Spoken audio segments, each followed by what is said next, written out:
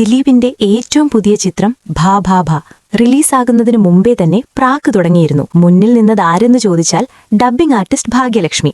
എന്നാൽ പടം ഇറങ്ങട്ടെ, തിയേറ്ററിൽ തന്നെ മറുപടി പറയും എന്ന ആത്മവിശ്വാസത്തിലായിരുന്നു ദിലീപ് ക്യാമ്പ്. റിലീസ് ദിവസം 6.75 കോടി രൂപ കളക്ഷൻ, ഫാൻസ് കയ്യടി, PR പോസ്റ്റുകൾ, ആഘോഷം. എന്നാൽ ആദ്യ ദിനത്തിന്റെ രണ്ടാം പകുതിയിൽ തന്നെ വഴുതി വീണു എന്നാണ് റിപ്പോർട്ട്. ഇതോടെ ഞാൻ പറഞ്ഞില്ലേ എന്ന ഭാവത്തിൽ വീണ്ടും രംഗപ്രവേശനം ചെയ്തിരിക്കുകയാണ് ഭാഗ്യലക്ഷ്മി. ചോദ്യം ഒറ്റയടിക്ക്, ഇത്രയും PR, ഇത്രയും ഫാൻസ്, എന്നിട്ടും പടത്തെ രക്ഷിക്കാനായില്ലല്ലോ. ഇനി ഭാഭാഭ കണ്ടിറങ്ങുന്നവരുടെ അഭിപ്രായങ്ങൾ കേട്ടാലോ? ഏച്ചുകെട്ടിയ കഥ, അവതരണത്തിൽ ആവേശമില്ല, മോഹൻലാലിനെ ഇറക്കിയിട്ടും പിടിച്ചു നിൽക്കാനായില്ല എന്നിങ്ങനെ നീളുകയാണ്.